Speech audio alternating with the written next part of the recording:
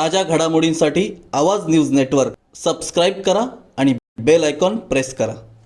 नमस्कार, आवाज न्यूज नेटवर्कच्या आवाज कट्टा या कार्यक्रमात आपलं सर्वांचं मनापासून स्वागत। आज आवाज कट्ट्यावर आपण संपूर्ण देशभर ओबीसींचं आरक्षण या विषयावर खूप मोठं आंदोलन सुरू आहे। मराठा आरक्षण झालं, ओबीसी आरक्षण झालं, त्यानंतर अनेक असे आरक्षण आहेत की त्या आरक्षणांमध्ये संपूर्ण देश ढवळून निघत आहे। आणि अशाच वेळेला राष्ट्रीय ओबीसी महासंघाने मुख्यमंत्री उद्धवजी ठाकरे यांना एक निवेदन दिलं आहे। हे फक्त शहापूरपुरतं मर्यादित नाही, तर महाराष्ट्राच्या प्रत्येक तहसील कार्यालयामध्ये आज या ठिकाणी अशा पद्धतीचे निवेदन मुख्यमंत्र्यांना दिले आहेत। याच विषयावर आपल्याकडे चर्चा करण्यासाठी आपल्या आवाज कट्ट्यावर आज राष्ट्रीय ओबीसी महासंघाचे प्रदेश अध्यक्ष प्रकाशजी भांगरत सर आहेत। त्यानंतर ठाणे जिल्ह्याचे सचिव अनिल भोईर सर आहेत आणि अनिल निचिते कुणबी निवासी मंडळ याचे अध्यक्ष शहापूरचे ते देखील आहेत। मी तुम्हा तिघांचं आमच्या आवाज कट्ट्यावर मनापासून स्वागत करतो। प्रकाशजी भांगरत सर आहेत। सर, मी सुरुवातीला सांगेल की हे जे आंदोलन जे आपण करत आहात राष्ट्रीय ओबीसी महासंघाच्या वतीने, याचा नेमका उद्देश काय आहे? काय सांगाल या उद्देशावर? राष्ट्रीय ओबीसी महासंघाचे राष्ट्रीय अध्यक्ष आदरणीय डॉक्टर बबनराव तायवाडे सर यांच्या नेतृत्वाखाली संपूर्ण देशभर राष्ट्रीय ओबीसी महासंघ कार्यरत आहे। आणि हा महासंघ ओबीसींच्या जी जनजागृती आहे त्या जनजागृतीसाठी आणि ओबीसींच्या उन्नतीसाठी झटत आहे। आणि हे करताना ज्या काही समस्या ओबीसी संदर्भात आज ज्या जाणवतात त्या जाणवताना आपण अनेक वर्षांपासून या ओबीसी महासंघाच्या ओबीसींच्या आरक्षणासंदर्भातल्या असतील, ओबीसींच्या शासकीय बाबींमधला असेल, ओबीसींच्या शैक्षणिक स्कॉलरशिप संदर्भातल्या असतील, ओबीसींचं राजकीय आरक्षण असेल, या सगळ्या बाबींचा विचार करताना ओबीसींबाबत कायम दुजाभाव दाखवलेला आपल्याला त्या ठिकाणी दिसून येत आहे। आणि ओबीसी बाबत हा दुजाभाव का? त्याचं सगळ्यात मोठं कारण की ज्याला आपण 12 बलुतेदार म्हणतो, अनेकविध जातीमध्ये हा विखुरलेला समाज आहे। मग तो कोळी असेल, साळी असेल, माळी असेल, आगरी असेल, तेली असेल, कुणबी असेल, ह्या अनेकविध जाती ज्या आहेत ह्या वेगवेगळ्या घटकामध्ये त्या ठिकाणी विभागल्या गेल्या असल्या कारणाने तो समाज संघटित नाही। आणि समाज संघटित नसल्या कारणाने संख्येने मोठा असून सुद्धा त्या ठिकाणी मोठ्या प्रमाणामध्ये त्यांना मिळणारा लाभ आहे, त्यांची जी उन्नती आहे ही वर्षानुवर्षे खुंटलेली आहे। बाबासाहेबांनी संविधानात म्हटलेलं आहे जिसकी जितनी संख्या बारी उसकी उतनी भागीदारी। त्याच संदर्भात आता ओबीसीच्या अनिल भोईर साहेब, मी तुमच्याकडे येतोय की तुम्ही या निवेदनामध्ये जातनिहाय एक जनगणना व्हावी, नेमकी काय गरज आहे जातनिहाय होण्यासाठी? एक गोष्ट लक्षात घ्या, भारतामध्ये संघराज्य पद्धती आहे। याच्यामध्ये संघराज्यामध्ये जे आणि आपलं जे रिझर्वेशन दिलं जातं, एक बेसिकली 3 प्रकारे रिझर्वेशन आपल्याकडे दिलं जातं। ते शिक्षणामध्ये असतं, नोकरीमध्ये असतं आणि राजकीय असतं। तर जातीनिहाय जनगणना का? तर जातीनिहाय जनगणनेबद्दल बऱ्याचशा लोकांचं काही कन्फ्युजन असतं, कारण जनगणना म्हणजे फक्त डोके मोजण्याचा कार्यक्रम, तसा तो मुळीच नाही आहे। जनगणनेमध्ये तुमची शैक्षणिक स्थिती, शैक्षणिक मागासलेपण, राजकीय मागासलेपण आणि तुमचं नोकरीमधले तुमचं मागासलेपण, त्या नोकरीमध्ये तुमच्या नक्की किती जागा भरलेल्या आहेत, त्यात तुमच्या समाजाची स्थिती काय, या गोष्टी, या सर्व बाबी त्याच्यामध्ये सर्व गोष्टींचा एक डेटा गोळा केला जातो। बेसिकली त्याला आपण जनगणना म्हणतो। पण बऱ्याचशा वेळी जातीय जनगणनेमध्ये आपल्या लोकांच्या मध्ये गोंधळ असतो फक्त एक डोके मोजण्याचा कार्यक्रम, तर तसा नाही येतो. त्याच्यामध्ये तो तुमचा सोशो इकॉनॉमिक सेन्सस आहे तो, आणि त्या सेन्ससमध्ये तुमच्या सर्व प्रकारची तुमच्या आर्थिक आणि सामाजिक परिस्थितीचं आकलन त्यामध्ये केलं जातं, त्या ॲनालिसिस त्याच्यामध्ये केलं जातं. आणि आज खऱ्या अर्थाने जर एखाद्या समाजाचं तुम्हाला जर त्याचा शैक्षणिक राजकीय आणि त्याची स्वातंत्र्यानंतर खरोखर किती त्याची प्रगती झाली त्या धर्माची ते जर तपासायचं असेल तर तुम्हाला त्याची जनगणना जातनिहाय करणं गरजेचं आहे. पण दुर्दैवाने आज आपण पुढच्या 2 महिन्यामध्ये देशाचा 74वा स्वातंत्र्य साजरा करणार आहोत आपण. पण एवढे वर्ष होऊनही आजही ओबीसींचा जातनिहाय जनगणना झाली नाही. त्याच्यामुळे नक्की ओबीसींचं शैक्षणिक आणि राजकीय स्थान काय. आजही ओबीसींना राजकीय आरक्षण फक्त म्हणजे तेही नागरिकांचा मागास प्रवर्ग ते फक्त स्थानिक स्वराज्य संस्थांमध्ये मिळतात. आजही आम्हाला ज्या विधानसभा किंवा लोकसभेमध्ये आम्हाला रिझर्वेशन नाही आहे. त्याच्यामुळं एक तर ग्रामीण भागामध्ये कदाचित आमचा एक उमेदवार निवडून येतो, पण शहरी भागामध्ये तो येत नाही. आणि तुमचं जे रिप्रेझेंटेशन आहे ते आम्हाला नेहमी अंडर रिप्रेझेंट केलं जातं. राजकारणामध्ये असो किंवा आमचं शैक्षणिक असो, शिक्षणामध्येही आमचा समाज किती मागास आहे त्याची नक्की आकडेवारी सरकारकडे नाही आहे. मुळात आम्हाला शैक्षणिक आरक्षण 2006 लागू झालेले आहे. एवढी वर्ष आम्हाला त्याच्यापासून वंचित ठेवलेले. आजही आमचा विद्यार्थी IIM असेल, IIT असेल अशा मोठ्या संस्थांमध्ये शिकताना दिसत नाहीये. तुम्ही एक विशिष्ट त्याचा जर एक डेटा गोळा केला तर तुम्हाला त्याच्या एक असं लक्षात येईल किंवा तिथे एक विशिष्ट समाजाची मक्तेदारी आहे. मग नक्की हा समाज कुठला मी त्याच्यावर काही भाष्य करणार नाही, पण आपली मुलं तिथं दिसत नाही. त्याच्या पाठीमागे आमची सामाजिक आणि काही शैक्षणिक कारणं आहेत, आमची आर्थिक कारणं आहेत की आजही आमचा समाज तेवढा सक्षम झाला नाहीये. जर आम्हाला तिथं रिझर्वेशन मिळालं तर आमची मुलं तिथं IIM IIT सारख्या ही ह्या मोठ्या संस्था आहेत आणि ज्या B स्कूल आहेत तिथं आमची मुलं दिसतील. तिथं आमचं जे लोकप्रतिनिधी आहेत ते शहरी भागातून लोकसभेमध्ये जातील. आमचे जे राजकीय आरक्षण पूर्वत केलं आता म्हणजे ठाणे जिल्हा आज आपण म्हणजे शहापूरमध्ये आहोत, तर ठाणे जिल्ह्याची परिस्थिती वेगळी आहे. पण त्याच वेळी तुम्ही पश्चिम महाराष्ट्र किंवा इतर ठिकाणी जाल तर तिथे राजकीय परिस्थिती थोडीशी वेगळी आहे. तिथं ओबीसींना निवडून देणं हे तेवढं काही सोपं नाही. आज इथे बहुसंख्या असल्यामुळे कदाचित आपण जे ओबीसी बहुल जिल्हा असल्यामुळे आपला प्रतिनिधी निवडून येतो, पण इतर जिल्ह्यांच्या मध्ये परिस्थिती तशी नाहीये, शहरी भागात तशी परिस्थिती नाहीये. तर आम्हाला आमचं रिप्रेझेंटेशन मुळात आरक्षण म्हणजे रिप्रेझेंटेशन, तर रिप्रेझेंटेशन आपल्याला मिळवायचं. आम्हाला जातीय जनगणना केली पाहिजे. आमच्या लोकसंख्येनुसार आम्हाला आरक्षण ते शिक्षणात असो किंवा राजकीय असो किंवा नोकरीमध्ये असो आमच्या जागा भरल्या गेल्या पाहिजे. माझ्याकडे DOPTचा अहवाल आहे. DOPTचा अहवाल म्हणतोय की आज 74 वर्षानंतरही आजही ओबीसींच्या पूर्ण जागा भरल्या गेलेल्या नाहीयेत. फक्त आमच्या जागा क्लास 3 आणि क्लास 4 मध्ये दिसतील. तेही का त्या क्लास 3 आणि क्लास 4 मध्ये विशिष्ट समाज काम करत नाही म्हणून तिथे क्लास 4 मध्ये आमच्या सफाई कर्मचाऱ्यांची जागा असेल तिथे आमचे लोक दिसतात. पण जिथं आम्हाला क्लास 1 आणि क्लास 2च्या जागा आहेत तिथं आमचे लोक दिसत नाहीयेत. त्याला कारण म्हणजे आमची जातीय जनगणना झाली त्यामुळे रिप्रेझेंटेशन मिळालंच नाहीये. मुळात ओबीसींचं रिझर्वेशन 1991 लागू झालं आणि त्यानंतर 1989 मंजूर झालं आणि 1993 इम्प्लिमेंट केलं गेलं. 52% रिझर्वेशन शिफारस होते. त्याच्यानंतर काही संघटनेनंतर कोर्टामध्ये गेला, त्याच्यानंतर ते कमी करून ते 27% देण्यात आलं. तेही फक्त नोकरीमध्ये दिलं गेलं. 26 अटी होत्या मंडळ आयोगाच्या, त्यामध्ये फक्त आपली एकच अट आमची मंजूर केली गेली आणि बाकीच्या आम्हाला रिझर्वेशन मिळालं नाही. आणि 93 रिझर्वेशन नंतर 95ला जे गव्हर्नमेंट आहे महाराष्ट्रामध्ये त्यांनी 0 बजेट लावला. त्याच्यामुळे ओबीसीच्या खऱ्या अर्थाच्या भरत्या व्हायला होत्या त्या 2001 पर्यंत ओबीसीच्या भरत्या झाल्याच नाही. ज्या भरत्या झाल्या त्या ओपन मधून झाल्या आणि आजही आमचा जो ओपन मधून कर्मचारी लागलेले तर ओबीसी म्हणून दाखवलं जातं. आणि अशा प्रकारे ओबीसीच्या जागा तिथं हे जे गव्हर्नमेंट आहे प्रस्थापित गव्हर्नमेंट जे कुठल्याही पक्षाचं असू दे त्या ओबीसीच्या जागा कमी करण्याचं किंवा भरलं असं जाणून दाखवलं तर मुळात ओपनच्या रिझर्वेशन हे सर्व प्रवर्गासाठी आहे. ते काय फक्त म्हणजे अशा विशिष्ट जाती धर्मासाठी जातीच्या लोकांसाठी नाहीये तर सर्वांसाठी आहे. पण खऱ्या अर्थाने हक्क त्याच्यामध्ये ओबीसीचा आहे, कारण बाकी जे SC ST त्यांना 100% लोकसभेमध्ये रिझर्वेशन दिले गेले. पण सगळ्यात जे अंडर रिप्रेझेंट जी कुठली कम्युनिटी असेल ती ओबीसी आहे आणि म्हणून जातीय गणना करण्यात यावी. आणि आमच्या या नोकऱ्यांच्या मध्ये असेल आणि शैक्षणिक मागासलेपणा असेल तर नोकरीचं मागासले असेल हे सरकारने भरण्यात यावं म्हणून आमची शैक्षणिक मागासलेपणा कमी होण्यासाठी ही जातनिहाय जनगणना गरजेची. शैक्षणिक नोकरी आणि सर्वच. आणि ते आपण एक कुणबी निवासी मंडळाचं काम करता शहापूर तालुक्यामध्ये, काय सांगाल आपण जातनिहाय जनगणनेबाबत?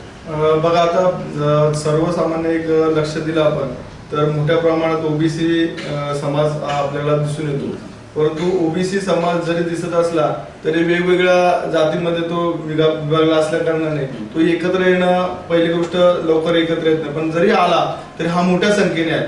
आणि आजची परिस्थिती बघितली तर प्रत्येक ठिकाणी पाहिलं तर इतर लोक जे एकत्र येऊन जे काही मिळवतात त्या पद्धतीने आपल्या इकडे मिळायला गेलेलं नाही. म्हणजे ओबीसीवर एक मोठ्या प्रमाणे अन्याय झालेला आहे. आणि अन्याय होत असताना आता आपण बघतो आपण की एक शहापूरचंच उदाहरण घेतलं तर आपल्याकडची बरीचशी मुलं एक शिष्यवृत्तीपासून वंचित आहेत, तर त्यांना शिष्यवृत्ती म्हणजे हा उदाहरण एक शहापूरचा तर आपण पूर्ण महाराष्ट्र आणि देशामध्ये जाऊ शकतो. हा प्राथमिक म्हणजे एक उदाहरण आपलं. तुम्ही आज भरती बघितली तर भरत्या बंद आहेत, आज मेगा भरती बंद आहे, म्हणजे इथे देखील परिणाम होताना दिसतो आपल्याला. नंतर ओबीसीचा बघितलं तर तुम्हाला आज बाहेर परदेशी जर जायचं असेल तर त्याच्यासाठी देखील आज तुम्हाला बघितलं ती शिष्यवृत्ती देखील आपल्याला मिळत नाही, म्हणजे त्यापासून पण आपण वंचितच आहेत. म्हणजे जिथं पाहावं तिथं आपण ओबीसी मोठा असून सुद्धा त्याला मिळणारा वाटा हा आपल्याला मिळत नाही, म्हणजे तिथं आपण त्या पद्धतीने वंचित राहिलेलो. म्हणजे हा ही सर्व ठिकाणची परिस्थिती, म्हणजे ओबीसीवर मोठ्या प्रमाणे अन्याय होतो. हा सामाजिक दृष्ट्या एक आपल्याला एक कुठेतरी झुकतं माप मिळणं गरजेचं ते मिळत नाही. ही चर्चा आपण अशीच सुरू ठेवणार आहोत. घेऊया एक छोटीशी विश्रांती.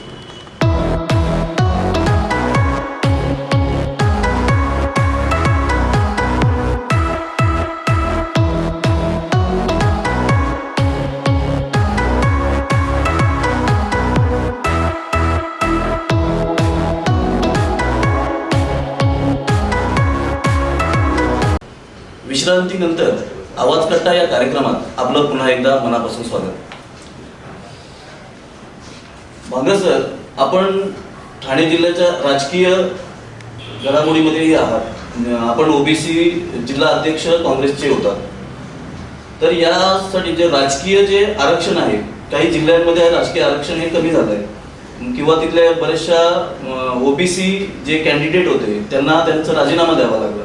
तर या संदर्भात काय सांगाल, नेमकं काय आहे तुमची? खरं म्हणजे राजकीय आरक्षण म्हणजे 27% मंडळ आयोगाच्या शिफारशीनुसार जे राजकीय आरक्षण देण्यात आलं आणि त्याची अंमलबजावणी सुद्धा जवळजवळ 1993 पासून या महाराष्ट्रामध्ये लागू झालेली आहे. आणि लागू झाल्यानंतर आरक्षण लागू झाल्यानंतर जो ओबीसीचा वर्ग आहे खऱ्या अर्थाने त्यांना खऱ्या अर्थाने प्रतिनिधित्व मिळायला त्या ठिकाणी सुरुवात झाली. परंतु मधल्या काळामध्ये विदर्भामधल्या काही जिल्ह्यांमध्ये त्या ठिकाणी ज्या काही निवडणुका झाल्या आणि त्या निवडणुकांमध्ये तिथल्या स्थानिक काही लोकांनी एक रिट पिटिशन केलं आणि त्या रिट पिटिशनमध्ये 50%च्या वर जागा देता येणार नाहीत हा क्रायटेरिया लावण्यात आला. आणि तो क्रायटेरिया लावताना त्या ठिकाणी SC, ST आणि OBC या तिघांचं मिळून आरक्षण जे आहे हे 50%च्या वर त्या ठिकाणी जात होतं. आता SCचं जे आरक्षण आहे ती तितकी त्यांची संख्या आहे त्या प्रमाणात आहे, STचं आरक्षण आहे तितकी संख्या आहे त्या प्रमाणात आहे. OBCचं जे आरक्षण आहे हे OBCचं आरक्षण आहे हे 52% पेक्षा जास्त लोकसंख्या असताना सुद्धा एक 27% आरक्षण त्या ठिकाणी त्यांना देण्यात आलेलं आहे. आणि असं असताना त्या ठिकाणी जे काही रिट पिटिशन दाखल केलं होतं ते रिट पिटिशन दाखल केल्यानंतर संबंधित गव्हर्नमेंटला राज्य सरकारला कोर्टाने त्या ठिकाणी की लोकसंख्येचा जो तुमचा डाटा आहे एम्पिरिकल डाटा आहे तो डाटा तुम्ही त्या ठिकाणी प्रेझेंट करा हे वारंवार सांगितलं. परंतु मधल्या काळामध्ये जे सरकार होतं त्या सरकारने तो डाटा म्हणजे त्या ठिकाणी याला काय आपण म्हणतो कोर्टामध्ये तो त्या ठिकाणी दाखवला गेला नाही, तो डाटा त्या ठिकाणी प्रेझेंट केला नाही आणि तो प्रेझेंट न केल्यामुळं ह्या ठिकाणचं आरक्षण हे 50%च्या वर जिथं आहे तिथलं राजकीय आरक्षण जे OBCचं होतं ते रद्द करण्यात आलं. खऱ्या अर्थाने जर विचार केला तर SC आणि ST यांना दोघांना मिळून 13% आणि 7% म्हणजे जवळजवळ असं 20% आरक्षण आहे आणि OBCचं 27% आरक्षण आहे. आता संख्येनुसार आरक्षण द्यायचं हा मुद्दा त्या ठिकाणी आल्यामुळं काही ठिकाणी समजा पालघरसारखं ठिकाण आहे की ज्या जिल्हा परिषदेमध्ये संख्येनुसार आरक्षणाचा लोकसंख्येनुसार आरक्षणाचा मुद्दा आला त्यामुळं STची संख्या त्या ठिकाणी मोठ्या प्रमाणात आहे. म्हणजे 7% आरक्षण दिलं गेलं पाहिजे असं असताना संख्येनुसार आरक्षण हा घटनात्मक हे असल्या कारणाने त्या ठिकाणी ते आरक्षण त्या ठिकाणी दिलं गेलं आणि त्यामुळं त्यांचं आरक्षण संख्येनुसार दिलं गेलं, SCचं आरक्षण संख्येनुसार दिलं गेलं आणि OBCचं 27% दिलं गेलं. ती संख्या 50% पेक्षा जास्त झाल्यामुळं 50% पेक्षा जास्त राखीव जागा देणं हे घटनात्मक दृष्ट्या चूक आहे म्हणून त्या ठिकाणी कोर्टाने निर्णय दिला आणि त्या न्यायालयाने दिलेल्या निर्णयामुळं त्या ठिकाणचं OBCच्या आरक्षणावर गदा आली. खरं म्हणजे तिघांचं मिळून हे आहे. आम्ही म्हणत नाही SC STचं आरक्षण तुम्ही त्या ठिकाणी रद्द करा किंवा अशी आमची अजिबात मागणी नाही. आम्ही ते आमचेच भाऊ आहेत, परंतु SC ST प्रमाणे OBC सुद्धा तितकाच मागासलेला आहे. कारण आर्टिकल 340 खऱ्या अर्थाने त्यावेळेस लागू करणं गरजेचं होतं, परंतु आमच्या OBCंना आम्ही OBC हेच माहीत नाही. अजूनही ती स्थिती आहे. मोठ्या प्रमाणात OBC असताना सुद्धा मी OBC आहे याची अजून जाणीव आपल्या जनमानसात नसल्या कारणाने आणि इम्पिरिकल डाटा उपलब्ध नसल्या कारणाने त्या ठिकाणी हा जो प्रसंग त्या ठिकाणी निर्माण झालेला आहे, हा प्रसंग 27% आरक्षणानुसार राजकीय आरक्षणाचा लवकरात लागू करावा. कारण आज स्थिती तशी आहे, ठाणे जिल्ह्यामध्ये 5% आदिवासींची संख्या आहे, परंतु 5% आदिवासी संख्या असताना सुद्धा त्यांना 7%च्या आसपास त्यांना त्या ठिकाणी त्यांच्या याच्यानुसार त्यांना जिल्हा परिषदचं आरक्षण किंवा स्थानिक स्वराज्य संस्थांचं आरक्षण मिळतं. शहापूर तालुक्यामध्ये अशी स्थिती आहे की 35% आदिवासी संख्या आहे आणि 65% अदर दॅन आदिवासी आहे. असं असताना तिथं 50% त्यांना आरक्षण दिलं जातं. स्त्री पुरुष हा मुद्दा नंतर येतो, पण 50% दिलं जातं. म्हणजे नकळत त्याचा परिणाम हा OBC समाजावर होतोय. त्यामुळे शासनाने कुठेतरी ठाम भूमिका घेऊन 2011ला जी OBCची जातनिहाय जनगणना केलेली आहे ती जनगणना कुठल्याही आढेवेढे न घेता ती मान्य केली पाहिजे. त्याचा डाटा जो केंद्र सरकारकडे आहे तो राज्य सरकारला दिला गेला पाहिजे. तो जर डाटा राज्य सरकारला दिला तर राज्य सरकारला त्याच्यावर विचार करता येईल आणि त्या विचारातून आज जो OBCवर अन्याय होत आहे तो अन्याय त्या ठिकाणी दूर करता येईल. आता सर बोलले की इम्पेरिकल डेटा, तर हा राजकीय आरक्षणासाठी याची काय गरज आहे? कसं आहे, OBCना जे राजकीय आरक्षण मिळतं ते नागरिकांचा मागास प्रवर्गाच्या मधून मिळतं. मुळात हे राजकीय आरक्षण लागू कधी झालं याच्याकडे आपण जावं लागेल. तर 2010ला कर्नाटकमध्ये ज्यावेळेस OBCना राजकीय आरक्षण देण्याचा प्रश्न आला त्यावेळेस जो कृष्णमूर्ती आयोग होता त्याने काहीतरी 3 पॉईंट सांगितले होते आणि त्या 3 पॉईंटच्या बेसवर एक इम्पेरिकल डेटा गोळा करण्यात यावा आणि त्याप्रमाणे OBCना आरक्षण देण्यात यावं अशी त्यावेळेस कृष्णमूर्ती आयोगाची शिफारस होती. तर मधल्या काळामध्ये हा डेटा जी 2011ची जनगणना झाली पण त्या डेटामध्ये असंख्य चुक्या होत्या. गव्हर्नमेंटने काहीतरी लोकसभेचं सांगितलं त्यावेळेस 6 लाख चुका आहेत आणि म्हणून आम्ही तो डेटा प्रेझेंट करू शकत नाही.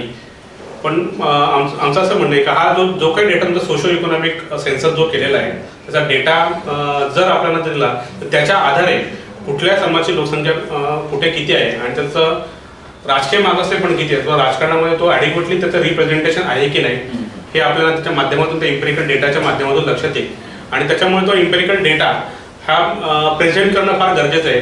जर केंद्र सरकार जर ते करत नसेल तर राज्य सरकारने स्वतंत्र आयोग नेमावा आणि इम्पेरिकल डेटा गोळा करावा असे आमची मागणी आहे. आणि इम्पेरिकल डेटा होण्याशिवाय तुमचं राजकीय आरक्षण तुम्हाला ते कोर्टात सादर करावं लागेल, त्याप्रमाणे तुमचं राजकीय आरक्षण हे पुन्हा दिलं जाईल. म्हणून इम्पेरिकल डेटा हा तुमच्या राजकीय आरक्षणासाठी खूपच महत्त्वाचा असा एक मुद्दा आहे. त्यानंतर OBC कर्मचारी जे आहेत त्यांची पदोन्नतीबाबतही तुम्ही एक मुद्दा टाकलेला आहे. ते आरक्षण तो गरजेचा आहे, तो का गरजेचा आहे? नक्कीच गरजेचं आहे. कारण एक गोष्ट लक्षात घ्या की घटनेमध्ये जसं SC STना आरक्षण दिलेलं आहे तसं 1993ला आपल्याला OBCनाही रिझर्वेशन लागू झालेले मंडळ आयोगातर्फे. तर आज 27% रिझर्वेशन आपलं जे आहे ते 27% रिझर्वेशन मध्ये महाराष्ट्रामध्ये ते कमी केलेले आहे. महाराष्ट्रामध्ये 19% आपल्याला दिलं जातं. पण ते जो महाराष्ट्राला 19 बाकीचे जे वरचं जे रिझर्वेशन आहे, जो महाराष्ट्रामधला 27% मधला जो घटक आहे, जो एनटी किंवा ज्या आपले जे ओबीसीचे जे इतर जे वर्ग आहेत, तर ह्या प्रवर्गांना ते 8% जे रिझर्वेशन त्या लोकांना दिलं जातं. मग ते पण ओबीसीचे जाऊ आहेत केंद्रामध्ये, मग त्यांना दिलं जातं, मग ओबीसीना का दिलं जात नाही? हा मुद्दा मुळात 2006 जी स्वरूप सिंग नाईक जे परिवहन मंत्री होते, जेव्हा एस टी महामंडळामध्ये आरक्षण देण्याचा प्रश्न आला पदोन्नतीमध्ये, त्यावेळेस त्या समितीने एक स्वरूप सिंग नाईक यांच्या अध्यक्षतेखाली एक समिती म्हणून होती आणि त्या समितीने त्यावेळेस ओबीसींनाही पदोन्नती आरक्षण मिळालं पाहिजे अशी रिकमेंडेशन केली होती. पण दुर्दैवाने आतापर्यंत जी सरकार आली त्या कुठल्याही सरकारने तो जो अहवाल होता त्याचं इम्प्लिमेंटेशन केलं नाही. इम्प्लिमेंटेशन केल्यामुळे ओबीसींना पदोन्नती आरक्षण मिळत नाही. त्याच्यामुळे नक्की होतं काय की ओबीसींना जी शासकीय नोकऱ्यांच्या जी ओबीसीची ग्रोथ व्हायला पाहिजे, एखादा ओबीसी कर्मचारी जेव्हा शासकीय नोकरीमध्ये लागतो तर त्याची ती ग्रोथ ॲडिक्वेट ग्रोथ त्याची होत नाही. त्याच्या पाठीमागे येणारा इतर प्रमाणाचे जे उमेदवार आहेत ते त्यांचं प्रमोशन होऊन ते त्याच्या प्रमाणात पुढे जातात, पण ओबीसीची वाढ ही कुठेतरी खुंटली जाते आणि म्हणून त्याच्यामध्ये ओबीसींनाही नोकऱ्यांच्यामध्ये आरक्षण देणं फार गरजेचं आहे. त्यानंतर मगाशी एक मुद्दा घेतला होता शिष्यवृत्तीचा, शहापूर तालुक्यातील शिष्यवृत्ती. तर या शिष्यवृत्तीचं पण आपली एक मागणी आहे मला वाटतं याच्यामध्ये, की शिष्यवृत्ती पण SC ST ला जशी मिळते तशी आपल्यालाही शिष्यवृत्ती मिळावी. त्या संदर्भात काय सांगा? खरं म्हणजे SC आणि ST यांना मिळणारी शिष्यवृत्ती ही 100% मिळते. म्हणजे ट्रायबल डिपार्टमेंटची ST ला मिळते आणि समाज कल्याणची ही SC ला त्या ठिकाणी 100% शिष्यवृत्ती मिळते.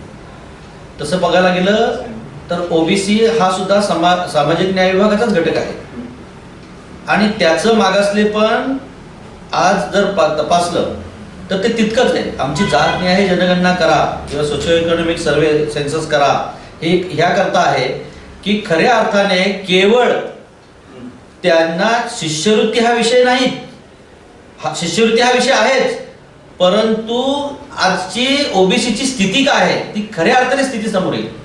आज ओबीसीची स्थिती जी आहे ती SC आणि ST पेक्षाही खालावलेली आहे.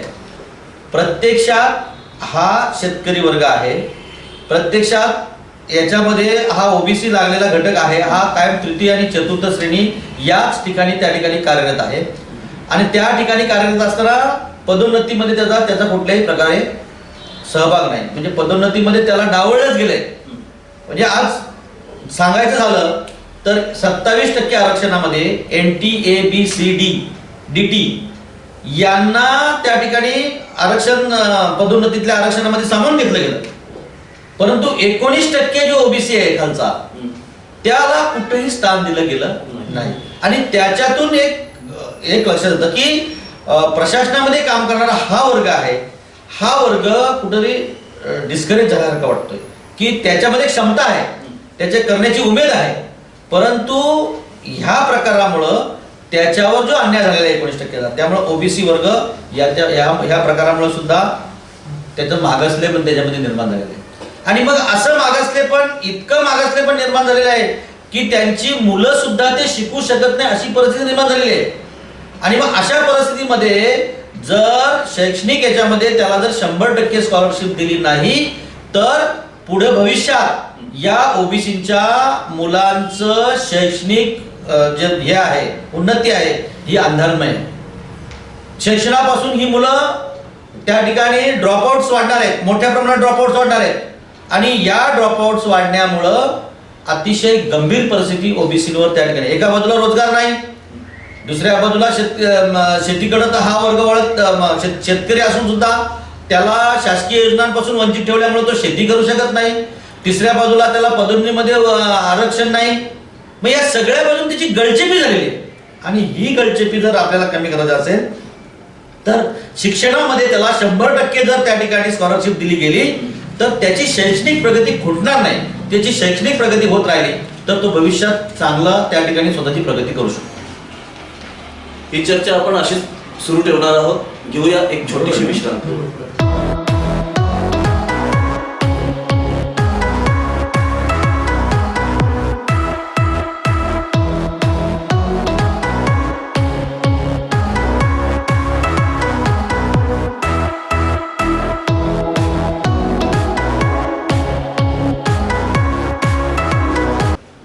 छोट्याशा विश्रांतीनंतर पुन्हा एकदा आवाज कट्टा या कार्यक्रमात आपलं सर्वांचं मनापासून स्वागत. भोईर सर, मगाशी आपली चर्चा सुरू होती त्यावेळी तुमच्या राज्याकडं जेव्हा निवेदन तुम्ही दिलं, एक मुख्यमंत्र्यांना दिलं आणि केंद्रातही दिलंय, तर नेमकं राज्याकडं कोणत्या मागण्या आहेत आणि केंद्रामध्ये कोणत्या मागण्या आहेत? मी प्रथम केंद्रापासून सुरुवात करेन, नंतर मी राज्याकडे येईन. राज्याकडे आमची प्रथम मागणी ओबीसीची 2021ची जातनी हे जनगणना जी आहे त्याच्यामध्ये ओबीसीचा समावेश करण्यात यावा. जी म्हणजे मला आठवतं आहे की 2019 ज्यावेळेस लोकसभेच्या निवडणुका होत्या तेव्हा राजनाथ सिंग जे त्यावेळेस 2018ला त्यांनी असं आश्वासन दिलं होतं की आमचं जर सरकार जर निवडून आलं तर आम्ही ओबीसीची जातनिहाय जनगणना करू. पण दुर्दैवाने आज सरकारला त्यांच्या आश्वासनाचा विसर पडलेला आहे. आज सरकार त्यांनी जे वचन दिलं होतं त्यापासून ओबीसींना फसवत आहे, असं माझा स्पष्ट आरोप आहे. सरकारने हे जर 2021ची जी जनगणना आहे त्यामध्ये कुठेही आजही ओबीसींचा कॉलम आहे तो अंतर्भूत केलेला नाहीये. तो केला जावा आणि ओबीसींच्या जातीने जनगणना 2019 करण्यात येईल. त्याचबरोबर ओबीसींना जी शिष्यवृत्ती आहे जी केंद्र सरकारतर्फे मिळते त्याच्यामध्ये मला वाटतं काही 550 कोटीची जी शिष्यवृत्ती ती कमी करण्यात आलेली आहे, 52 कोटीपर्यंत करण्यात आलेली आहे. तिची वाढ करण्यात यावी, ती पूर्ववत करण्यात यावी. आणि ओबीसीचे एक 2 आयोग केंद्र सरकारने मंजूर जे 2 आयोग तयार आहेत आणि केंद्र सरकार लवकरच लोकसभेमध्ये इम्प्लिमेंटेशनसाठी बिल लोकसभेत आणणार आहेत. तर त्याच्यातला पहिला आयोग तो BP शर्मा आयोग, जी ओबीसीच्या क्रिमिनलसाठी जी क्रिमिनलची अट त्यामध्ये रिवाईज होणार आहे. पण त्या BP शर्मा कमिटीमध्ये काही अशा अटी आहेत की ज्या ओबीसीसाठी जाचक आहेत आणि चुकीच्या आहेत. तर तो BP शर्मा जो आयोग आहे हा त्वरित रद्द करण्यात यावा आणि तो रोहिणी कमिशनचा आयोग आहे हा ओबीसीच्या मध्ये फूट पाडणारा आयोग आहे. तर हे दोन्ही जे आयोग आहेत हे रद्द करण्यात यावे. हे झालं केंद्र सरकारकडे असलेल्या मागण्या. राज्य सरकारकडे आमच्या काही मागण्या आहेत. ओबीसीचे जे राष्ट्रीय आरक्षण जे पूर्ववत करण्यात यावं, त्यासाठी जो इम्पेरिकल डेटा असतो तो गोळा करण्यात यावा. ओबीसीचे जे मंत्रालय आहे त्याला भरीव निधी देण्यात यावा. शामराव आर्थिक विकास महामंडळ त्याला कमीत कमी 1000 कोटींची तरतूद करण्यात यावी. ओबीसीच्या जे विद्यार्थी आहेत त्यांना शिष्यवृत्ती SC/ST प्रमाणे त्यांना शिष्यवृत्ती देण्यात यावी. ओबीसींचा आजही तालुका लेवल ओबीसींना विद्यार्थ्यांना वसतिगृह नाही आहेत, ती वसतिगृह देण्यात यावी. अशा बऱ्याचशा मागण्या आहेत. ओबीसीचे विद्यार्थी जे परीक्षार्थी आहेत त्या परीक्षार्थ्यांना SC/STंना जशी पूर्णपणे फी माफी मिळते तशी ओबीसींनाही मिळण्यात यावी. अशा त्या बऱ्याचशा मागण्या आहेत राज्य सरकारकडे आणि त्या राज्य सरकार आणि केंद्र सरकार दोन्ही आम्ही त्याप्रमाणे निवेदन आम्ही दिलेलं आहे. आता मग मला सर भोईर सर बोलले की BP शर्मा कमिटी आणि रोहिणी आयोग हे नेमकं काय आहे? ॲक्च्युली BP शर्मा कमिटी आणि रोहिणी आयोग, आता BP शर्मा हा जो नॉन क्रिमिलेअरचा हे आहे त्यासाठीच हे करण्यासाठी केलेला आयोग आहे. आणि रोहिणी आयोग जो आहे ह्या रोहिणी आयोगामध्ये केवळ ओबीसी समाज मोलटा अनेक जातीमध्ये विखुरला गेलेला आहे आणि तो मोलटा अनेक जातीमध्ये विखुरला गेलेला आहे आणि तो विखुरला गेला असल्यामुळे संघटित करणं फार जिकरीचं होऊन बसलेलं आहे. अशा परिस्थितीमध्ये पुनश्च एकदा या ओबीसी समाजामध्ये फूट पाडावी याकरता रोहिणी आयोगाने एक शिफारस केली आहे. 2%, 6%, 9% आणि 10% असे 4 टप्पे पाडलेले. अजून त्या 2% कुठल्या जातीचा समावेश आहे, 6% कुठल्या जातीचा समावेश आहे, 9% कुठल्या जातीचा समावेश आहे आणि 10% कुठल्या जातीचा समावेश आहे याचा कुठंही अजून हे झालेला नाही. परंतु आमचं म्हणणं आहे की ओबीसींची जातनिहाय जनगणना झालेलीच नाही. जरी 2011ला ओबीसीची जातनिहाय जनगणना झालेली आहे तरी त्याला संसदेमध्ये मान्यता दिलेली नाही आणि तुमच्याकडे त्याचा डाटा उपलब्ध नाही. अशा परिस्थितीमध्ये तुम्ही हा 2%, 6%, 9%, 10% हा घाट कशासाठी घालताय? म्हणजे आतापर्यंत स्वातंत्र्य मिळाल्यापासून तर 90व्या वर्षापर्यंत या ओबीसी समाजाला पिचवलंय आणि भविष्यात पुन्हा या समाजाला पिचवून टाकायचं हा त्यामागचा उद्देश आहे. म्हणून आम्हाला रोहिणी आयोग अजिबात नको. आम्हाला रोहिणी आयोगाला आमचा विरोध आहे. एक शेवटचा प्रश्न आहे मला तुमच्यासाठी. एक खाजगी क्षेत्रामध्ये देखील आपल्या ओबीसी समाजाला हे आरक्षण मिळावं अशी एक मागणी आहे तुमची, काय सांगाल त्यासाठी? कसं आहे, आज नोकरींच्या मध्ये जे आरक्षण आहे हे अप्रत्यक्षरित्या सरकारने संपवायला घेतलेलं आहे. म्हणजे आज जे सार्वजनिक उद्योग आहेत किंवा सरकारी क्षेत्रामधले ज्या वर्ग 3 आणि वर्ग 4च्या ज्या भरत्या आहेत तिथं सरळ सरळ कंत्राटी पद्धती लागू चालू आहे. याच्यामध्ये होतं काय की खाजगी क्षेत्रामध्ये त्याच्यामध्ये तिथे आरक्षण नाही आहे, तिथे कंत्राटीकरण किंवा जे खाजगीकरण आहे तिथे आरक्षण नाही आहे. त्याच्यामुळे जो ग्रामीण भागातला किंवा जो ओबीसी ST मी सगळंच प्रवर्गासाठी मी बोलतो मी इथे का इथला जो मागासलेला प्रवर्ग जो आहे, जे मागासलेली जो वर्ग आहे यांना तिथं खाजगी क्षेत्रामध्ये रिप्रेझेंटेशन मिळू शकत नाही. त्याचं कारण तुम्हाला मी सांगतो. आज खाजगी क्षेत्रामध्ये भरत्या कशा केल्या जातात, म्हणजे आज तुम्हाला खाजगी क्षेत्रामध्ये जेव्हा एखादा पहिला तुमचा रेफरन्स बघितला जातो, तो कोणाच्या कॉलेज, तो कुठल्या कॉलेजमधून आलेला आहे, त्याचं कम्युनिकेशन स्किल काय, या सगळ्या गोष्टी बघितल्या जातात आणि त्यानंतर त्याला खाजगी क्षेत्रामध्ये नोकरी दिली जाते. वर्ग 3 आणि 4च्या भरत्या सोडून देतात, पण ज्या मॅनेजमेंट लेवलच्या ज्या भरत्या आहेत इथे तुम्हाला तू कुठल्या बी स्कूलमधून आलेले, तू IIM मधून आलेले किंवा IIT मधून आलेले हे बघितलं जातं.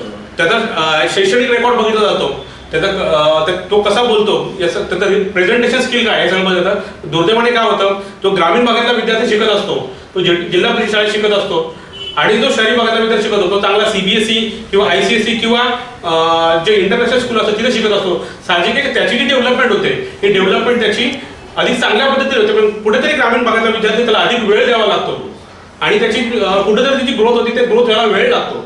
त्याच्यामुळे माझं असे स्पष्टपणे मागणी आहे की तिथंही रिझर्वेशन लागू करण्यात यावं, जेणेकरून ग्रामीण भागातला विद्यार्थी जर खाजगी क्षेत्रात रिझर्वेशन दिलं नाही तर तुम्हाला ग्रामीण भागातला विद्यार्थी कधी तुम्ही चांगल्या पद्धतीने दिसणार नाही. तो कुठे लागणार, तो इथे एक्झिक्युटिव्ह म्हणून लागणार, अकाउंटंट म्हणून लागणार, पण ज्या मॅनेजमेंट लेवलच्या ज्या नोकऱ्या आहेत तिथं तो कधी लागणार नाही. कारण काय का तिथं तुम्हाला डायरेक्ट कॉलेजमधून तिथं रिक्रुटमेंट होते, कॅम्पस रिक्रुटमेंट होते मोठ्या बी स्कूलच्या. आज IIMच्या असतील, एकदा तुम्ही IIMला ऍडमिशन घेतलं तुमची नोकरी फिक्स असते, तुमचं 15 लाखाचं 20 लाखाचं पॅकेज त्याच वेळी फिक्स असतं, कारण तुम्ही IIM मधून आला असाल. म्हणून खाजगी क्षेत्रामध्ये जे रिझर्वेशन जे आहे हे फार गरजेचं आहे आणि कारण तिथं मागासला विद्यार्थी त्यांनी तिथं कधीतरी पोहोचलं पाहिजे. आज खाजगी क्षेत्रामध्ये मी म्हणजे कॉर्पोरेट बँकर म्हणून नोकरी करतो.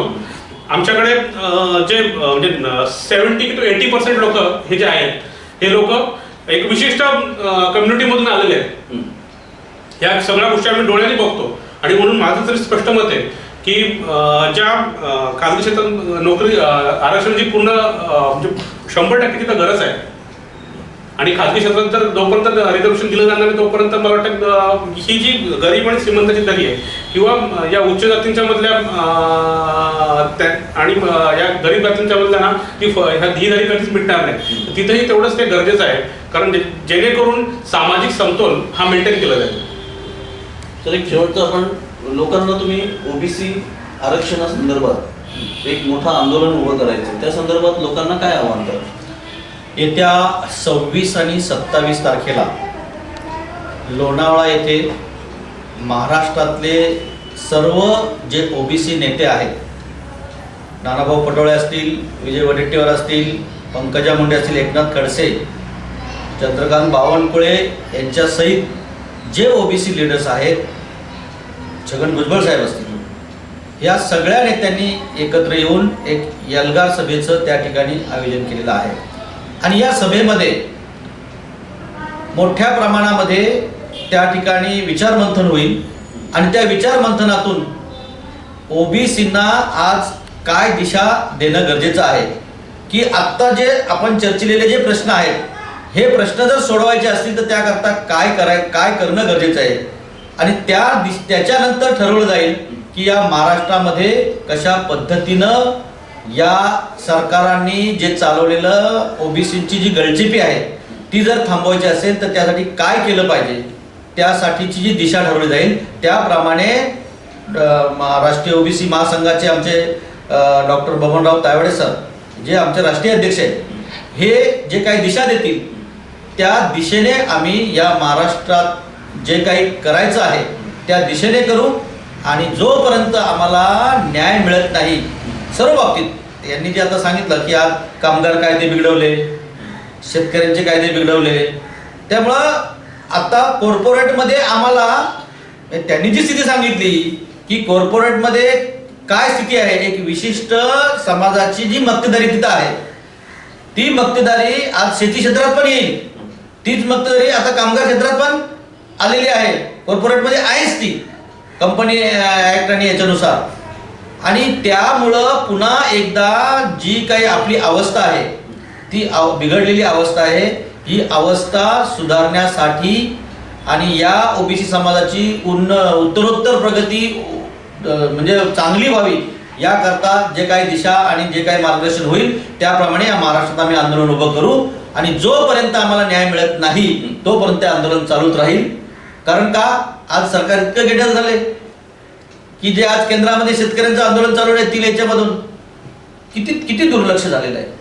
आणि इतकं दुर्लक्ष करून का, कशासाठी, जे दिसतंय चित्र स्पष्ट. आता तो शेतकरी हा जरी विषय नसला तरी मोठ्या प्रमाणात ओबीसी हा शेतकरी आहे.